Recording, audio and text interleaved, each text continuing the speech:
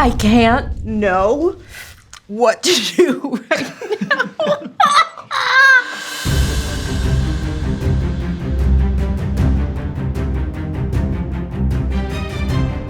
Hey, what's going on, everybody? For First We Feast, I'm Sean Evans, and you're watching Hot Ones. It's the show with hot questions and even hotter wings.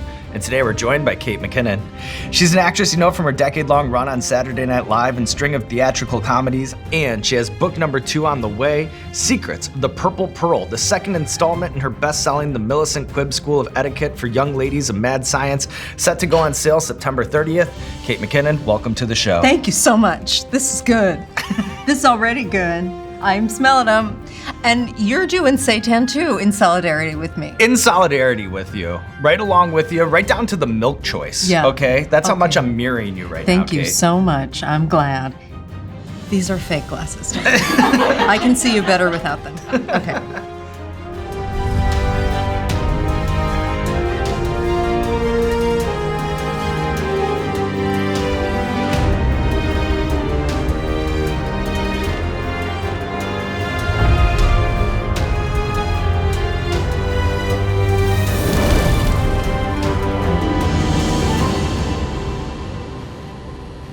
I'm worried about the hot sauce. I'm also worried about the seitan. That's number 1? Mm-hmm. Okay. Good. I feel... Okay. No, it's good. That's good. Wait, so you had no... This is bone dry. Oh no, the expiration date is expired? With a bone dry... If I smoked marijuana, I could smoke it out of this. Roll it up. I guess I'll wipe on my face. So I understand that Which is my camera? That one? Yeah, that's your hyper. I like that. Finding your cameras, finding your angles.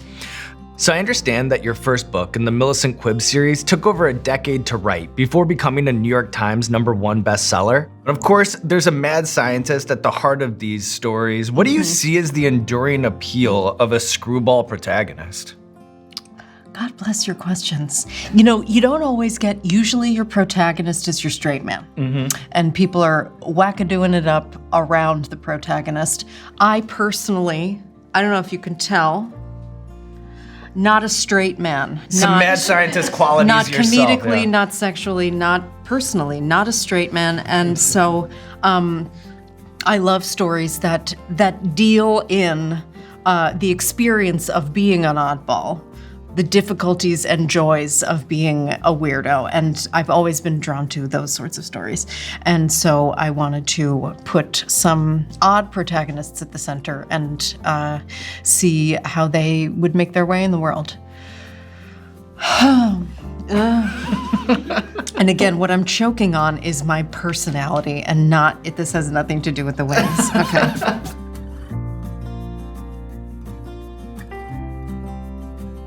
Great. Okay.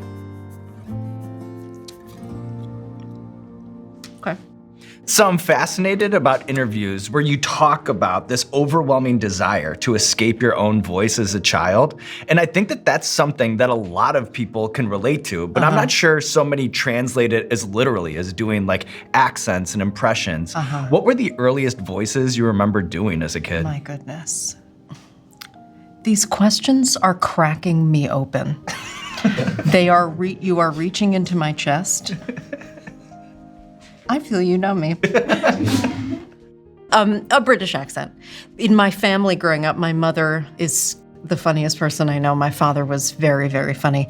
My sister is a comedian as well. My parents loved sketch. And I think it's the most hopeful form of comedy because it's like you see something that delights you. And you merely package it and present it to an audience as if to say, this delights me, does it delight you? They laugh. You know that you have something in common, you're delighted by the same thing.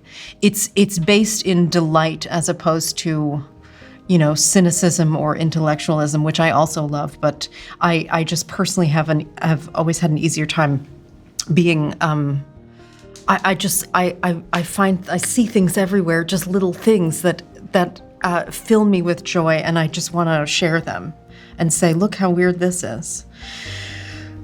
So,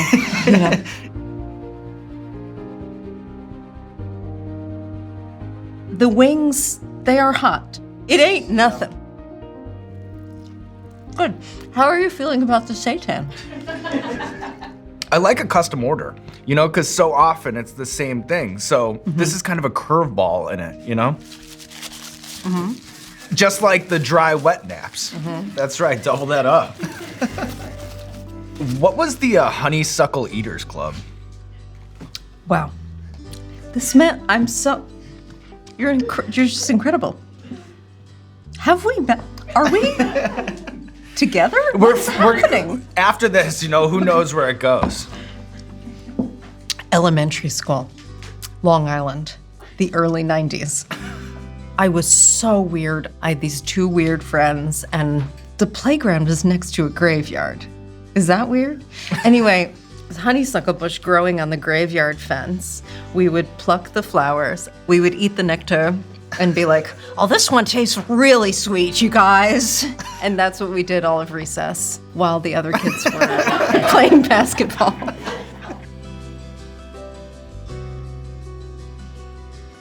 And do you know the men? Yeah. And I'm assuming they're mostly men. Over the years, yeah, I've gotten to know some craft hot sauce makers. So you have been sucked into a subculture, somewhat just by dint of having come up with this brilliant conceit for your show. Yeah, just by virtue of being a chicken wing talk show host, it's opened all kinds of doors. And for me. now that's part of your life as well, and you're part of a community. It's beautiful. It's so beautiful. So I've been fortunate enough to have Mikey Day impersonate me on a pair of SNL Hot Ones sketches, which I believe Streeter Seidel played a hand in. What made Mikey and Streeter such great writers for your style of comedy? I've heard you say that they were uniquely tapped into your wavelength. Gosh, their natural way of talking, or the style that they what am I saying? And now it's affecting me. Yeah. I can feel it on my tongue. Mentally. Lips, yeah, right. This is what I was afraid. I was afraid you'd try to trap me by ruining my mind through pepper. And it's working. Yeah, it's working. You know all the tricks.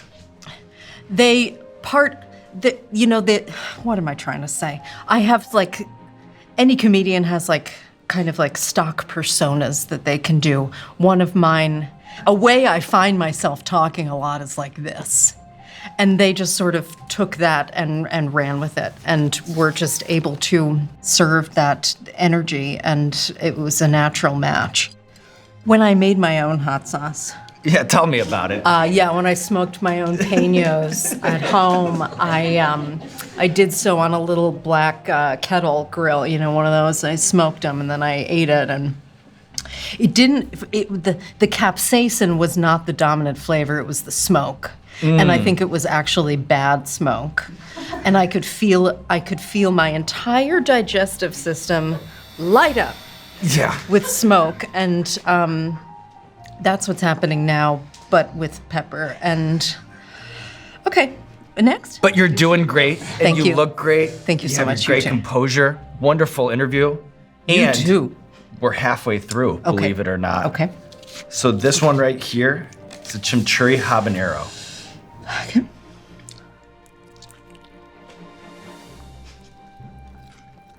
Okay.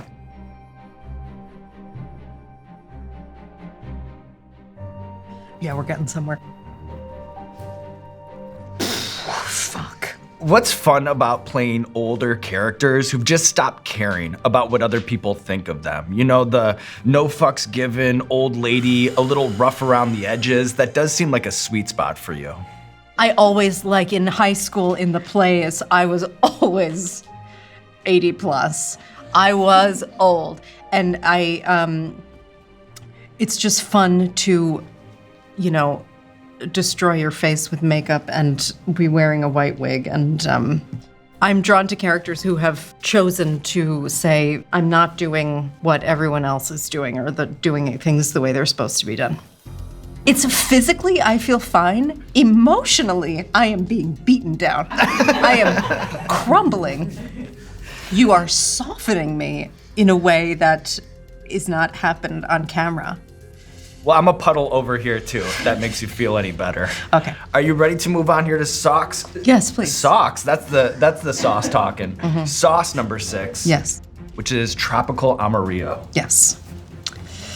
Amarillo, of course, the Spanish for yellow, and that's reflected in the bottle of the hot sauce.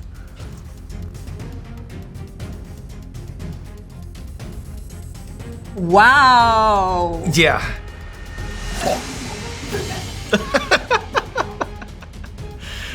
Starting the second half strong, Kate. I'm not trying to. Let's go.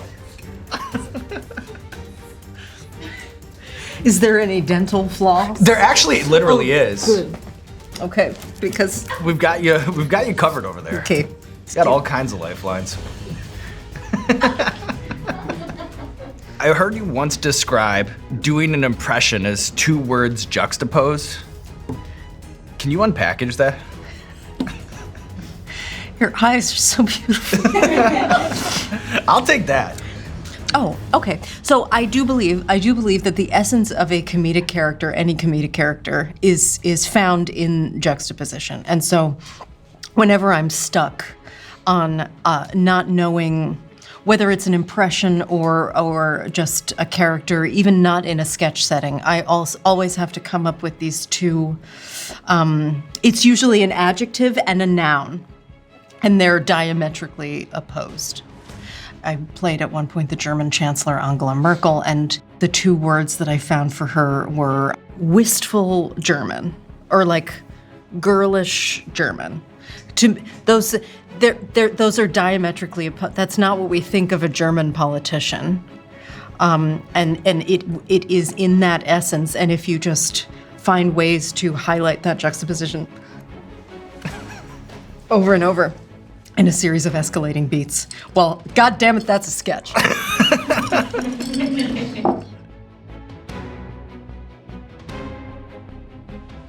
Have you been to Hawaii? I have. This year, actually. I was in Kauai. That's great. I know all of Hawaii. Bit, yeah. No, I'm kidding. No. Okay. Hawaiian hot tea.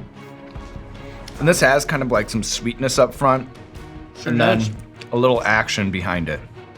Now, you've eaten all of these sauces in a chicken format.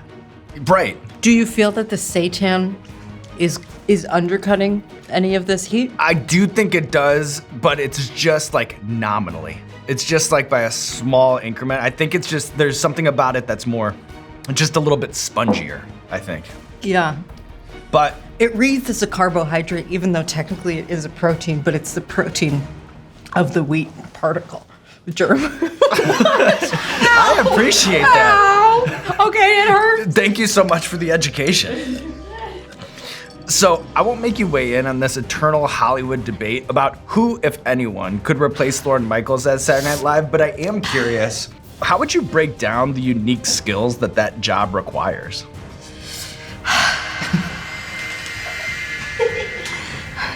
I don't want them to see my tongue. I have a condition called geographic tongue. Have you heard of this? No, you'd be putting me on game My like tongue. the protein is seitan. My tongue sheds. It sheds in patches, giving the appearance of a map or atlas. That's why they call it geographic tongue. I know one other girl who has it. That's good. At least there's some company there. Lorne Michaels. There are so many hidden skills. Pure human energy. Staying up all night, caring so much about something over a sustained period of time. Every time there has been a national tragedy that has demanded a sincere cold open, that's him. It's his idea. Not just to do it, but what it actually is. That's his heart. That's him knowing instinctively how to respond to the country. The country. getting people on the phone. He has an eye for talent, and he loves talent, and he loves smart people. He is just knee-deep and nose-deep in smart people.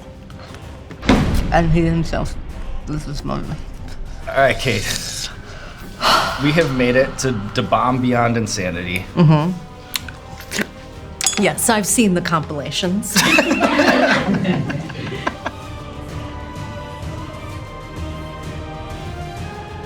I love you. I love you so much. I love you so much.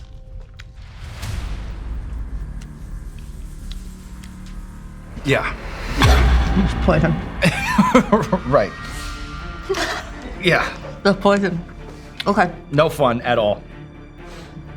It's not even like a sauce. It's just a prick. As you can tell.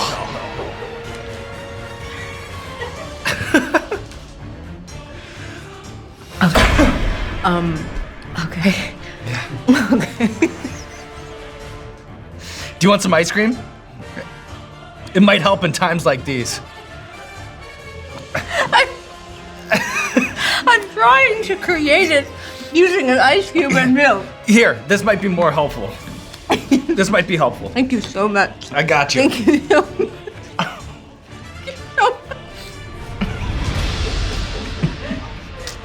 I feel like anyone could abduct me right now. No, don't worry. them. You're safe in here. You are safe. I can't know what to do right now. I can't know how to be. Mm-hmm. You're riding the bull, though. And you're doing great. You're still on top. I can't know. Okay. All right. Kate, I know that you grew up with an eclectic menagerie of pets, and your books are strewn with fantastical creatures inspired by your love of nature's most bizarre creations. So what we want to do is put your animal knowledge to the test here. Bring it, All baby. right. I'm going to pull a critter up on the monitor over here, and it's up to you to identify it. Okay. All right, up first, you know what that is. That's a Madagascar hissing cockroach. And actually, it is a Madagascar hissing cockroach. Gramphedorina portentosa is the Oh Latin my, name. what in the world? Yeah, it is a Madagascar hissing cockroach. What is this? It's a newt or salamander, I can't tell. Yeah, that is. That's a Japanese fire-bellied newt. Okay. Up next. Deep sea anglerfish. That is female. a deep That's sea the female. anglerfish. Oh I'll my. tell you, you know about how they fuck. Put me on game. Put me on game. Okay. So they're the most extreme case of sexual dimorphism in the animal kingdom, meaning that the females are yay big and the males are born this big, and they're born without a digestive tract. And so their sole purpose, the males, is to find a female, a giant female, and attach himself to her flank, whereupon he fuses with her vasculature and becomes, in essence, a parasitic dangling sack of gonads for her to use at her leisure. So this gal's swimming around down there with a couple of dead dudes dangling off her, just using their jizz when she wants. I love animals.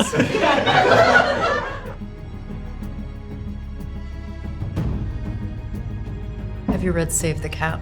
No, but you're putting me It's on a all kinds of screenwriting game. book. And if this is a 3-act movie structure, this is The All Is Lost. Yeah. And now we're breaking into Act 3. Let's go. Yeah. So up next, this is called Funkin' Yellow.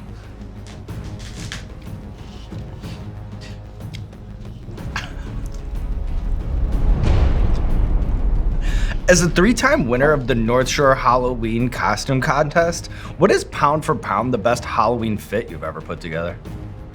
The winning outfits were as follows. I was an Alpine boy in 6th grade. I was Special Agent Dana Scully from TV's The X-Files in Classic. 7th grade. And then I was Mrs. Doubtfire in 8th grade. Wow. Yeah. So yeah, I could walk in there dressed as a pumpkin. That's not enough. I walk in there with giant fake boobs, and I say, "Hello, I'm Mrs. Doubtfire, dear." And then That's how you win. that's how you win a $10 gift certificate to Coconuts.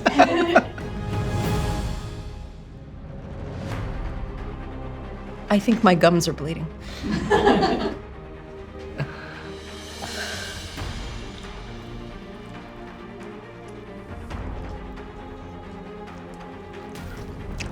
Have you ever stolen anything? I know. I actually don't think so. But look at you, That's cool. Kate McKinnon, taking on the wings of death, making it all the way to the end. I needed the ice cream. Yeah, we got you. I couldn't have done it without. Thank you to the ice cream, without whom I think that I would have taken off my pants by now out of pure pain. Combusted on set. And you seem to have a lot of faith in young people, which is refreshing in this day and age where everyone's always hand-wringing about the next generation. To close things out, what makes you so bullish that the kids will be all right? What the Lebanese poet Khalil Gibran wrote, that children are of you, but not from you, but not of you, or something. They dwell in the house of the future, which you cannot visit, not even in your dreams. And I think that's nice. And look at you, Kate McKinnon, taking on the wings of death, living to tell the tale, and now there's nothing left to do but roll out the red carpet for you. This camera, or this camera, let the people know what you have going on in your life.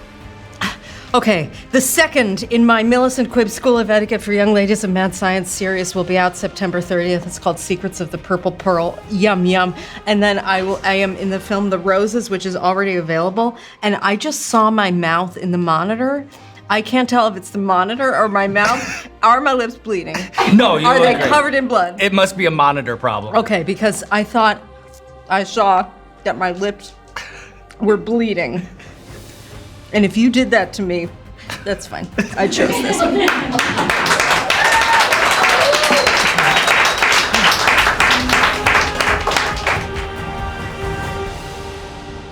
Yeah, some of those are really unpleasant. Oh man, thank you so much. Those are the most thoughtful questions anyone has ever asked me. Well, I you so deserve it. appreciate it. Thank you so much. That was so amazing what you did. Thank you. Sorry.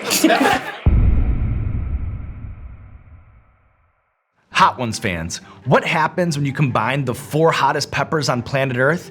You get the hottest dab ever. Introducing the Last Dab Thermageddon. Grown by the one and only Smokin' Ed Curry, it unites some of the hottest peppers on the planet. Pepper X, the Apollo, Carolina Reaper, and Scorpion Pepper. Are you built for it? Pick up your bottle at hotones.com, hotones.com, that's hotones.com to get your hands on the Last Dab Thermageddon. And don't say I didn't warn you.